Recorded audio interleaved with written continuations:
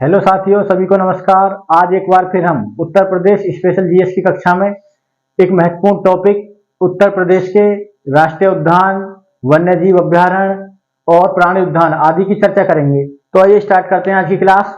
ये बहुत ही क्या है, इंपॉर्टेंट टॉपिक है परीक्षा की दृष्टि से। तो इसमें देखेंगे हम उत्तर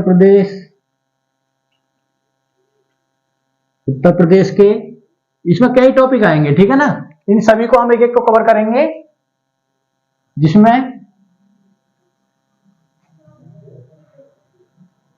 हम देखेंगे कि राष्ट्रीय पार्क, नेशनल पार्क कितने हैं। तो एक ही नेशनल पार्क है, ठीक है ना, उसकी चर्चा करेंगे हम, राष्ट्रीय पार्क। फिर हम इसी में देखेंगे प्राणी उद्यान। प्राणी उद्यान कितने हैं उत्तर प्रदेश में। इसी के अंतर्गत हम देखेंगे टाइगर रिजर्व। टाइगर रिजर्व कितने हैं, ठीक है। और एक टॉपिक रहेगा हाथी रिजर्व। हाथी रिजर्व कितने उत्तर प्रदेश में, ठीक है। इसी के अंतर्गत हम देखेंगे, ठीक है, वन्यजीव अभयारण्य। वन्यजीव अभयारण्य, ठीक है। और इसी में एक टॉपिक आएगा पक्षी विहार। पक्षी विहार, ठीक है। तो ये महत्वपूर्ण टॉपिक है, यहां से सवाल आने के पूरे पूरे चांस रहते हैं, ठीक है ना। सबसे पहले देखो, हम समझते हैं कि जीवधारियों का संरक्षण, ठीक है ना, किस प्रकार होता। तो जीवधारियों के संरक्षण की दो विधियां हैं, यहां से क्लियर होगा। तो पहले हम समझेंगे एक पॉइंट को, जीवधारियों का संरक्षण या जीवधारियों के संरक्षण की विधियां। जीवधारियों के संरक्षण की विधियां, तो कितनी विधियां हैं जीवधारियों को संरक्षित करने की, ठीक है ना, उनको बचाने की, ठीक है ना। तो दो विधियां हैं। कितनी विधियां? दो विधियां। यहां से भी सवाल बनता, ये इंपॉर्टेंट पॉइंट है, इसको भी आप अच्छे से कवर करना। पहली देखेंगे अंतःस्थानीय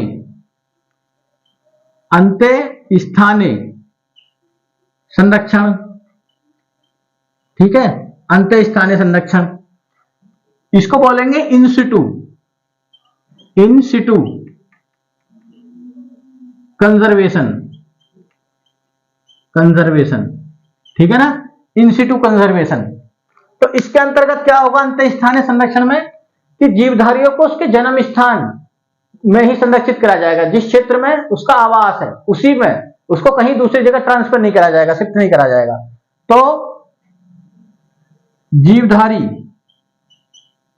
के जन्म स्थान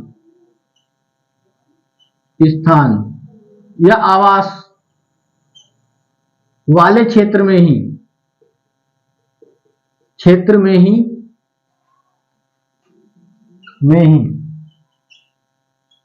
संरक्षित किया जाएगा।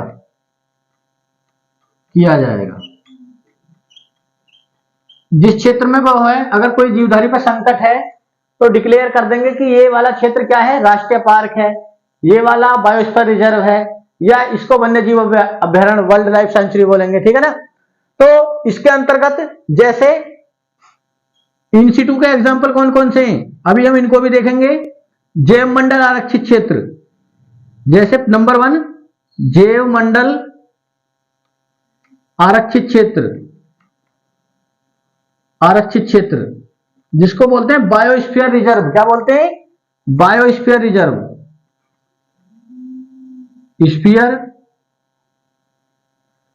रिजर्व, ठीक है। दूसरा इसमें आता राष्ट्रीय पार्क, राष्ट्रीय उद्यान, ठीक है ना, या नेशनल पार्क इसको बोल सकते हैं, नेशनल पार्क, ठीक है। तीसरा इसी में आता है वन्यजीव अभयारण्य, ठीक है। तो ये पॉइंट आपको याद रखना है, ठीक है। दूसरा जो विधि होती है वो होती है परिस्थानीय संरक्षण। दूसरी कौन सी होती है?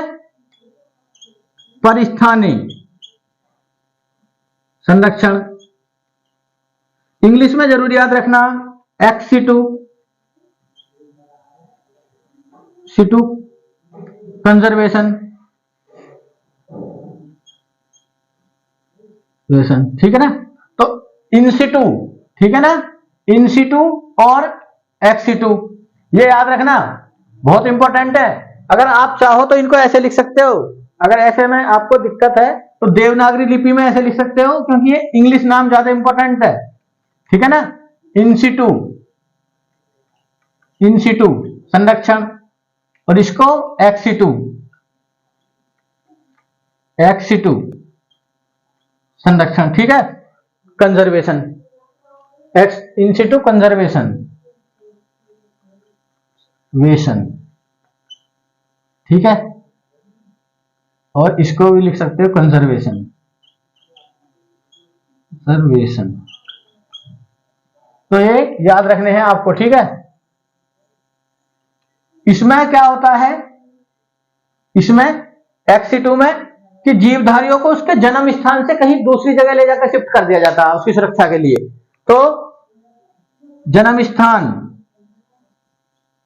से दूर ले जाकर, दूर ले जाकर संरक्षण करा जाता, ठीक है। इसके जो एग्जाम्पल है वो याद रखना, जैसे कि इसमें आता है आपका बोटनिकल गार्डन में बोटनिकल गार्डन, ठीक है। दूसरा इसी में किसी जीन बैंक या डीएनए बैंक का एग्जांपल दे सकते हो, जीन बैंक में ले जाकर शिफ्ट कर सकते हैं, या डीएनए बैंक, ठीक है। नंबर तीसरा इसमें याद रखना है आपको एक्वेरियम, जो आपने देखा होगा एक्वेरियम, एक्वेरियम में भी यही होता। और फोर्थ जूस, ठीक है। तो ये किसके अंतर्गत आते हैं, एक्सिटू के, जहां उसके जन्म स्थान से दूर ले जाकर उसका रखरखाव करा जाता। तो ये पूछे जाते हैं कि इंसिटू संरक्षण में कौन कौन सी विधियां हैं। तो इंसिटू में ये 3 है, जैव मंडल आरक्षित क्षेत्र, राष्ट्रीय उद्यान, वन्य जीव अभ्यारण्य। इसमें botanical garden, gene bank, aquarium और जू, ठीक है ना। देखो राष्ट्रीय उद्यान में क्या होता, क्योंकि अब हम चर्चा करेंगे राष्ट्रीय उद्यान और वन्य जीव अभ्यारण्य की, तो पहले आप इसको नोट करें फिर हम चर्चा करेंगे।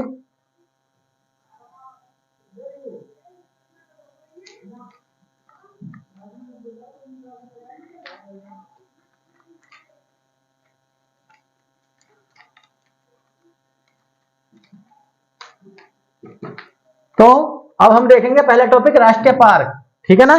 पहला टॉपिक रहेगा हमारा राष्ट्रीय पार्क, इसको भी नोट कर लें।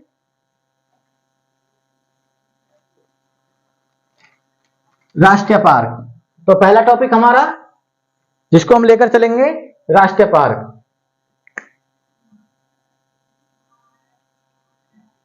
राष्ट्रीय पार्क, ठीक है ना, नेशनल पार्क भी बोल सकते हैं इसको।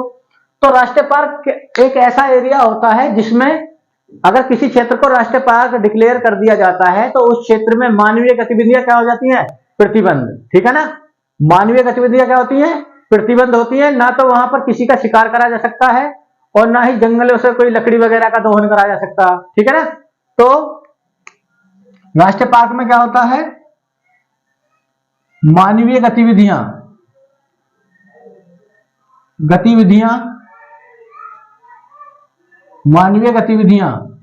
पूर्णतया प्रतिबंधित होती हैं,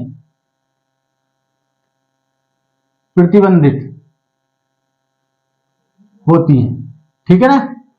जैसे शिकार नहीं कर सकते किसी जीव का, चाहे शिकार की बात हो, पशुओं के चराई की बात हो, ये सभी क्या होती हैं, बैन, क्या होती है, बैन, प्रतिबंधित होती हैं, ठीक है ना। तो ये राष्ट्रीय पार्क। वहीं पर जब हम देखेंगे वन्य जीव अभ्यारण्य में, तो वन्य जीव अभ्यारण्य में मानवीय गतिविधियों को कुछ मात्रा में छूट दे देते हैं, ठीक है ना, कि कुछ मात्रा में छूट दे देते हैं। जैसे शिकार तो नहीं कर सकते आप वर्ल्ड लाइफ सेंचुरी में भी, क्या कर सकते हो, पशुओं को चरा सकते हो, ठीक है ना। इस टाइप से थोड़ी छूट दी जाती है।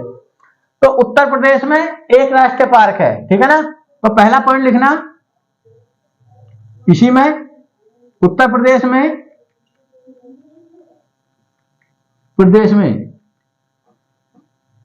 एकमात्र राष्ट्रीय पार्क दुधवा राष्ट्रीय पार्क है। दुधवा राष्ट्रीय पार्क, दुधवा राष्ट्रीय पार्क है, ठीक है ना। दुधवा राष्ट्रीय पार्क। और ये कौन से जिले में है, तो ये याद रखना, ये लखीमपुर खीरी जिले में, लखीमपुर खीरी जिले में, ठीक है ना। और कुछ मात्रा में कुछ एरिया इसका पीलीभीत में भी आता है, ठीक है ना। तो आप लिख सकते हो पीलीभीत। तो कुछ एरिया इसका किस में आता है, वैसे मोस्टली ये इसी में है, लखीमपुर खीरी में, ठीक है ना। और अगर मैप में अगर इसको देखेंगे आप, तो अगर हम रफली उत्तर प्रदेश का मैप बनाएं, ठीक है ना, तो ध्यान देना ये वाला एरिया, ठीक है ना, ज्यादा हो गया थोड़ा, लखीमपुर खीरी में दुधवा पार्क, दुधवा राष्ट्रीय पार्क, ठीक है। यानी ये नेपाल के तराई क्षेत्र में पड़ता है, ठीक है ना। नेपाल और भारत का जो तराई क्षेत्र है इसमें है ये, ठीक है। तो एकमात्र ही है दुधवा राष्ट्रीय पार्क। पूछा जाता है कौन से जिले में, तो मोस्टली आंसर क्या है, लखीमपुर खीरी। अगर पूछा जाए तो इसके अलावा कुछ विस्तार इसका कौन से जिले में है, पीलीभीत में, ठीक है। दूसरा इसके बारे में ध्यान रखना पॉइंट कि इसकी स्थापना 1968 में हुई थी और प्रारंभ में ये वाइल्ड लाइफ सेंचुरी था, वन्य जीव अभ्यारण्य था। तो 1968 में दुधवा वन्य जीव अभ्यारण्य, वन्य जीव अभ्यारण्य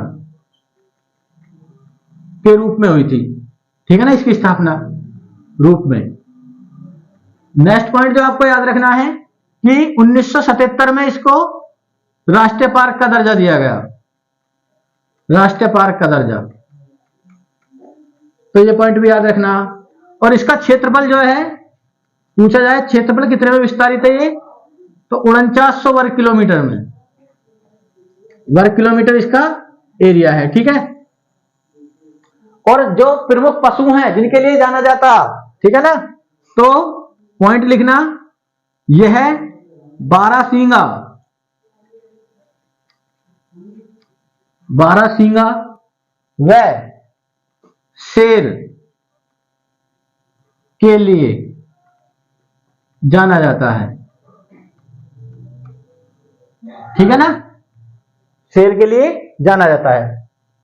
और बाघ कर सकते हो, ठीक है ना, के लिए जाना जाता है, ठीक है। अब देखो ध्यान रखना इसी में कि एक क्वेश्चन एक बार ये भी आया कि इसमें एक सींग वाले गैंडे का भी क्या हुआ है, पुनर्स्थापन, सफल पुनर्स्थापन हुआ। यह है एक सींग वाले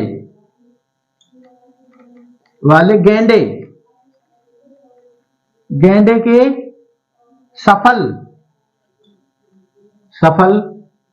पुनर्स्थापन के लिए भी जाना जाता है, ठीक है। तो ये पॉइंट आप याद रखना, ठीक है ना।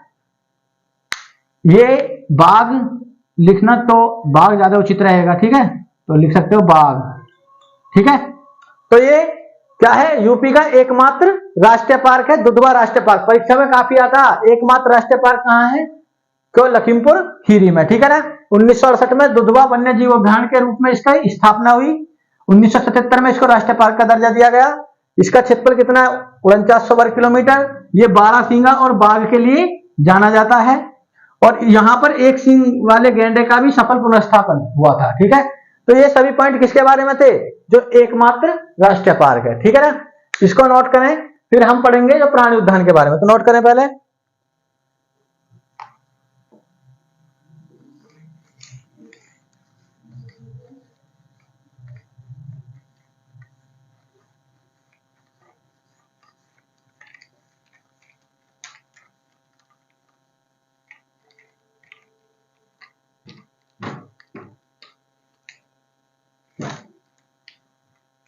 ध्यान दें। अगला जो टॉपिक रहेगा नंबर 2, या ABCD के हिसाब से लिखना चाहो तो प्राणी उद्यान, प्राणी उद्यान, ठीक है ना। तो इनकी संख्या वर्तमान में कितनी है? 3, क्योंकि एक निर्माणाधीन है अभी। कितनी? 3, ठीक है ना। जिसमें नंबर 1 लखनऊ, ठीक है, दूसरा कानपुर में है, और तीसरा गोरखपुर, गोरखपुर, ठीक है ना। और गोरखपुर वाले का जो नाम है वो है शहीद अशफाक उल्लाह खां, शहीद अशफाक उल्लाह खां, जो क्रांतिकारी थे, शहीद अशफाक उल्लाह खां, ठीक है ना, जिनको काकोरी कांड के लिए फांसी दी गई थी, शहीद अशफाक उल्लाह खां, ठीक है ना। प्राणी उद्यान, उद्यान, ठीक है, तो ये याद रखना, ठीक है। तीसरा जो हम इसमें पढ़ेंगे वो देखेंगे हम टाइगर रिजर्व, टाइगर रिजर्व, ठीक है। वर्तमान में 3 है और एक को प्रस्तावित कर दिया, तो टोटल कितने हो जाएंगे? 4, कितने? 4, ठीक है। संख्या भी याद रखनी है, जिसमें नंबर 1 याद रखना आपको Dudhwa tiger reserve, Dudhwa tiger reserve, ठीक है। और ये कहां पर है? लखीमपुर खीरी, लखीमपुर खीरी, ठीक है, जिसको 1987-88 में टाइगर रिजर्व का दर्जा मिला था, 87-88 में, ठीक है। दूसरा याद रखना अमानगढ़, अमानगढ़ टाइगर रिजर्व,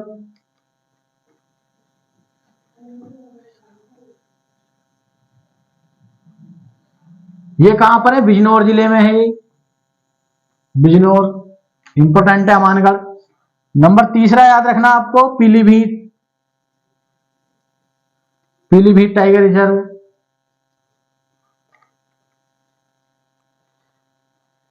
ये कहां पर है? पीलीभीत में, ठीक है। बिजनौर वाले को 2012 में मान्यता मिली थी और इसको 2014-15 में, ठीक है ना। और नंबर 4 जो अब इसको डिक्लेयर करा गया, रानीपुर टाइगर रिजर्व, ठीक है ना, ये अभी इसको मान्यता मिली है, ठीक है ना। ये चित्रकूट में है, बुंदेलखंड क्षेत्र में, क्षेत्र का पहला टाइगर रिजर्व, ठीक है ना। और ये शायद यूपी का भी 53वां, इंडिया का 53वां होगा, इंडिया का ये देख लेना एक बार इसको, 53वां भारत का, और यूपी का चौथा, ठीक है ना, टाइगर रिजर्व। तो ये भी आपको याद करने हैं, ठीक है ना, जिसमें हमने प्राणी उद्यान लखनऊ, कानपुर, गोरखपुर में टाइगर रिजर्व, ये 4 जगह, दुधवा, ये, ठीक है। तो इनको आप याद करना, दुधवा टाइगर रिजर्व लखीमपुर खीरी में, अमानगढ़ टाइगर रिजर्व बिजनौर में, और पीलीभीत टाइगर रिजर्व पीलीभीत में, रानीपुर टाइगर रिजर्व ये। अगर हम देखो इनको मैप में देखें टाइगर रिजर्व को, तो ऐसे ही रफली मैप बनाना सीख जाएं, ठीक है ना। ये सिर्फ किसके लिए है? याददाश्त के लिए, ताकि हम मैप में ऐसे भर लें तो हमें याद रहे लंबे समय तक, ठीक है। यूपी का ऐसा मैप बनाना सीख जाएं रफली टाइप, और देखें इसमें एक एक को, तो लखीमपुर खीरी वाला, बिजनौर वाला, अमानगढ़, अमानगढ़ टाइगर रिजर्व, यहां पर दुधवा, ठीक है ना, और यहां पर पीलीभीत, और चौथा जो यहां पर रानीपुर, ठीक है। तो ऐसे मैप में भरने से हमें ज्यादा समय तक याद रहता है, ठीक है ना। तो ये टाइगर रिजर्व आप दिखा सकते हो, ठीक है ना, ये चारों मैप में, ठीक है। और एक नोट पॉइंट लिख लेना कि लॉयन सफारी पूछी जाती है उत्तर प्रदेश में, लॉयन सफारी कहां है? तो लॉयन सफारी पूछी जाए अगर यूपी में तो कहां पर है? तो ये इटावा में है, कहां पर?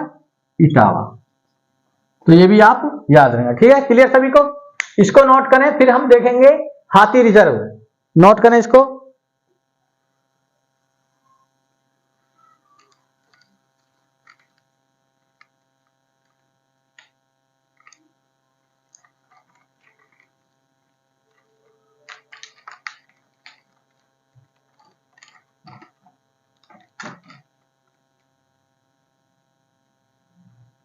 तो नंबर तीसरा टॉपिक जो रहेगा, चौथा, हाथी रिजर्व।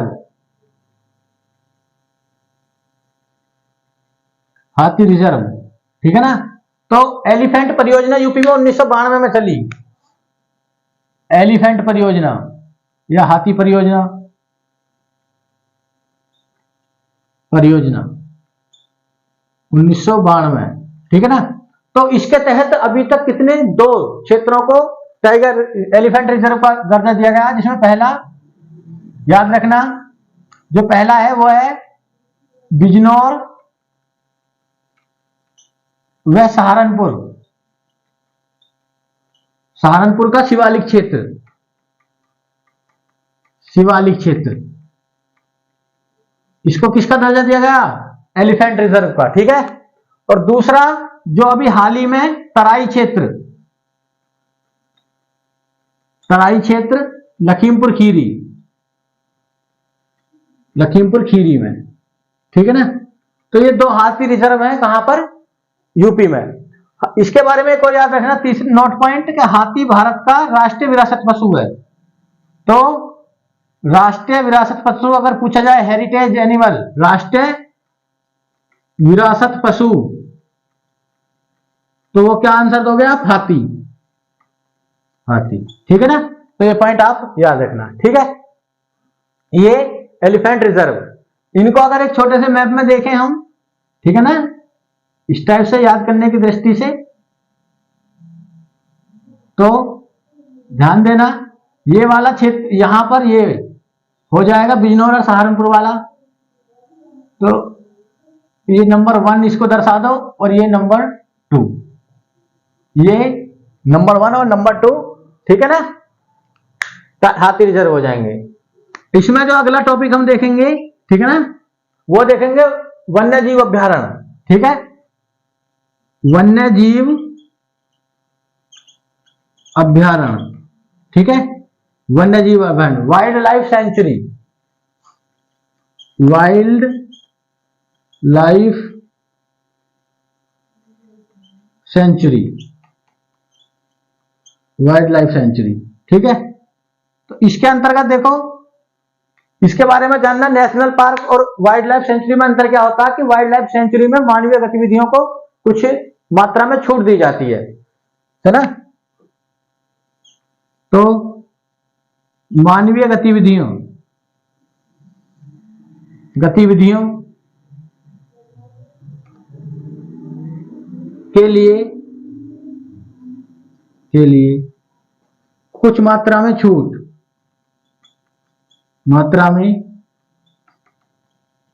होती है, जैसे पशुओं को चराने के लिए, चराना, ठीक है ना, अलाउ होता है, ठीक है ना। तो ये, हालांकि शिकार की इसमें भी अनुमति नहीं होती, ठीक है ना। तो इसमें हम अब सबसे पहले देखेंगे एक मैप में कि ये वन्य जीव अभ्यारण्य किस किस जिले में पड़ते हैं, ठीक है ना। तो इसको नोट करें, फिर हम एक मैप बनाएंगे और मैप में पहले सबकी लोकेशन देखेंगे, फिर हम उनका नाम लिख लेंगे जिले का। क्वेश्चन यही पूछा जाता कि रानीपुर वन्य जीव अभ्यारण्य कहां पर है, ठीक है ना, कैमूर वन्य जीव अभ्यारण्य कहां पर पड़ेगा, या महावीर स्वामी वन्य जीव अभ्यारण्य किस जिले में है। तो हम जिले वाइज देख लेंगे एक बार मैप में, और एक बार उनके नाम लिख लेंगे, तो हमारा टॉपिक क्लियर हो जाएगा। तो पहले नोट करें इसको।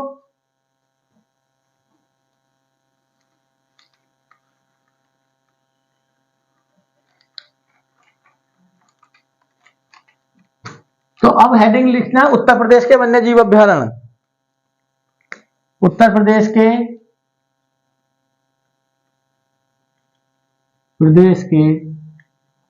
वन्य जीव अभ्यारण्य,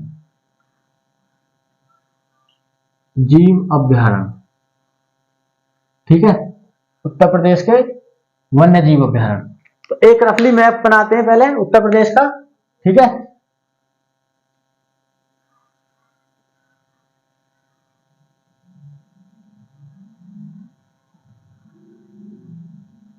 थोड़ा और बड़ा बनाते हैं, रुको एक मिनट, थोड़ा बड़ा दर्शाते हैं।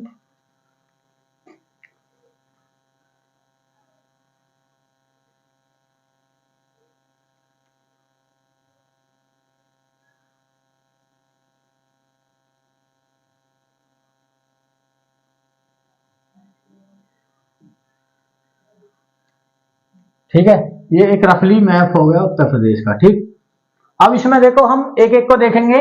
पहले हम देखेंगे यहां पर जो पहला हमारा वन्य जीव अभ्यारण्य था वो था चंदौली डिस्ट्रिक्ट में।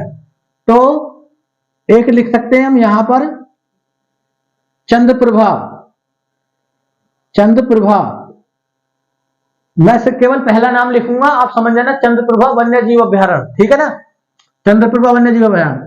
फिर इसी के बराबर में एक वाराणसी में है कछुआ, कछुआ वन्य जीव अभ्यारण्य। ठीक है, और यहां सोनभद्र और मिर्जापुर के क्षेत्र में वो है आपका कैमूर।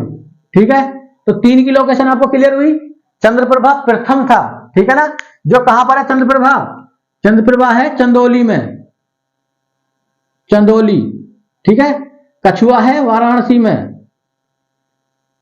वाराणसी, और कैमूर सोनभद्र व मिर्जापुर दोनों में पड़ेगा।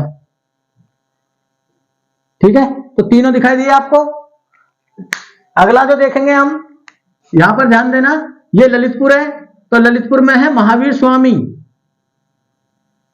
महावीर स्वामी वन्यजीव अभ्यारण्य। ठीक है, तो ये कहां पर है? ललितपुर। जिला पूछा जाएगा, लोकेशन ललितपुर। ठीक है, बुंदेलखंड क्षेत्र में ही यहां पर चित्रकूट और बांदा में एक है, चित्रकूट और बांदा में रानीपुर। ठीक है ना, रानीपुर वन्यजीव अभ्यारण्य। तो ये कहां पर है? चित्रकूट और बांदा, प्लस बांदा लिख सकते हो। ठीक है, बांदा। तो ये याद रखना। यहां पर सबसे बड़ा जो वन्यजीव अभ्यारण्य इस क्षेत्र में, ठीक है ना, वो है हस्तिनापुर। हस्तिनापुर ये सबसे बड़ा है, और ये महावीर स्वामी सबसे छोटा है। इसका विस्तार मेरठ, मुजफ्फरनगर, हापुड़ जिले में, अमरोहा, गाजियाबाद आदि में है। ठीक है, यहां पर देखना लखीमपुर खीरी में किशनपुर, किशनपुर। ठीक है, फिर बहराइच में पड़ेगा आपका कतरनिया घाट, कतरनिया घाट। ठीक है, और यहां पर गोंडा, ठीक है, श्रावस्ती, बलरामपुर में पड़ेगा एक जिसका नाम है सुहेलवा, सुहेलवा या सोहेलवा भी लिख देते हैं, सुहेलवा। ठीक है, और यहां महाराजगंज, यहां पर महाराजगंज में पड़ेगा आपका ये आपका सोहागी बरवा, बरवा। ठीक है, सोहागी बरवा। तो कितने हुए अभी तक? 1 2 3 4 5 6 7 8 9 10, और एक इस क्षेत्र में पड़ेगा इटावा और आगरा में चंबल, चंबल। ठीक है ना, चंबल वन्यजीव अभ्यारण्य। तो ध्यान से देखना इनको एक एक बार। हस्तिनापुर कहां? चंबल, आगरा और इटावा में, प्लस इटावा। ठीक है, किशनपुर पड़ेगा आपका लखीमपुर खीरी, लखीमपुर खीरी में, कतरनिया घाट बहराइच, बहराइच। इसका विस्तार गोंडा, बलरामपुर, श्रावस्ती, श्रावस्ती। ठीक है, और ये सोहागी बरवा महाराजगंज, महाराजगंज। ठीक है, और ये हस्तिनापुर के जिले थोड़े ज्यादा हैं, तो इनको हम डायरेक्टली ऐसे ही लिख लेंगे। ठीक है, जिसमें मेरठ, मुजफ्फरनगर। तो इनके एक एक बार लोकेशन आप यूपी के मैप में भी देखना। ठीक है, कौन सा कहां पर है, क्योंकि ये मैप में भरोगे, नाम याद करोगे तभी याद रहेंगे। तो हम लिख सकते हैं इनको यहां पर, नंबर 1 चंद्रप्रभा,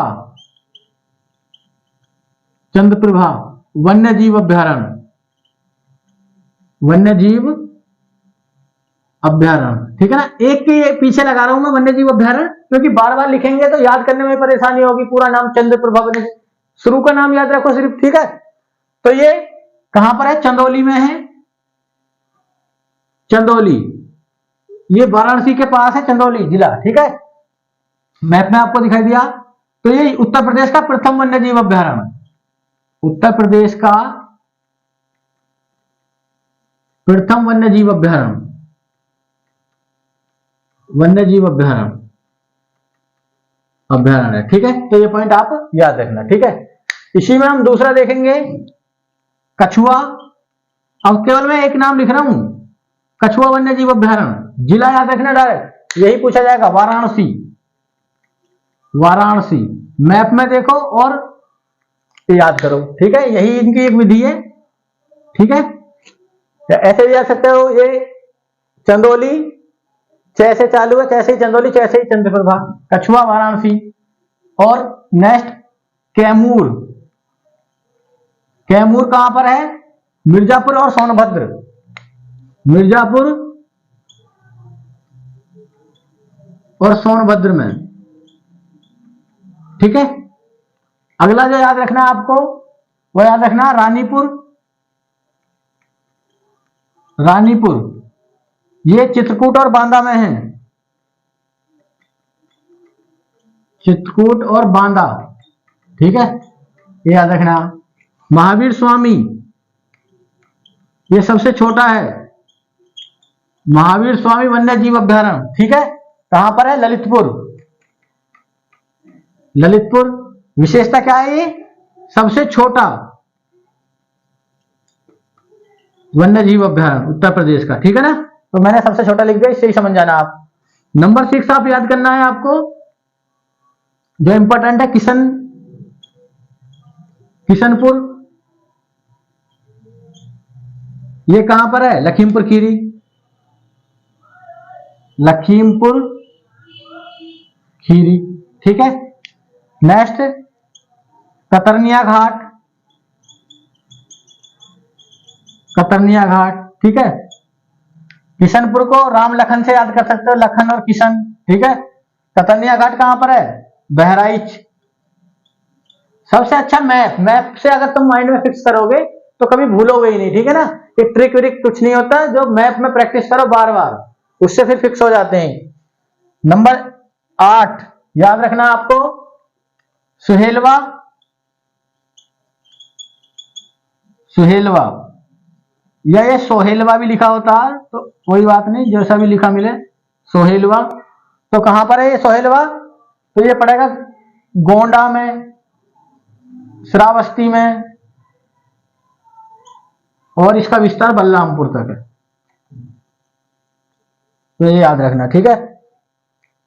नंबर, पहले इनको 8 को नोट कर लो, फिर हम और देखेंगे। नोट करो, पहले इनका स्क्रीनशॉट लो।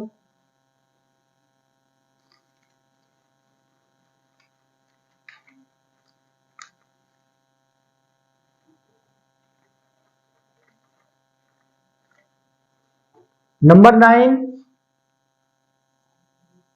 ये सोहागी बरवा, सोहागी बरवा। डिस्ट्रिक्ट पूछा जाए तो महाराजगंज, महाराजगंज, ठीक है। नेक्स्ट नंबर 10 चंबल, चंबल वन्य जीव अभ्यारण्य, तो आगरा और इटावा, और इटावा, इटावा याद रखना। और नंबर 11 याद रखना आपको, कौन सा, हस्तिनापुर, हस्तिनापुर, ठीक है, हस्तिनापुर। और ये कौन कौन से जिले में है याद रखना, ये मेरठ में है, ये पश्चिमांचल में है, मेरठ, मुजफ्फरनगर, ठीक है, हापुड़, गाजियाबाद, बुलंदशहर, अमरोहा, ठीक है ना, आदि जिलों में इसका विस्तार है, ठीक है ना। तो ये सबसे बड़ा वन्य जीव अभयारण्य है उत्तर प्रदेश का सबसे बड़ा वन्य जीव अभयारण्य, जीव अभयारण्य। तो ठीक है ना, इनको मैप में देखना और याद करना फिर, ठीक है। तो आज की क्लास में हमने कौन कौन से टॉपिक देखे? एक राष्ट्रीय पार्क देखा, दुधवा राष्ट्रीय पार्क, 3 प्राणी उद्यान देखे लखनऊ, कानपुर और गोरखपुर में, ठीक है। 4 टाइगर रिजर्व देखे, 4 टाइगर रिजर्व में दुधवा टाइगर रिजर्व, अमानगढ़, पीलीभीत और रानीपुर जो अभी प्रस्तावित है, ठीक है।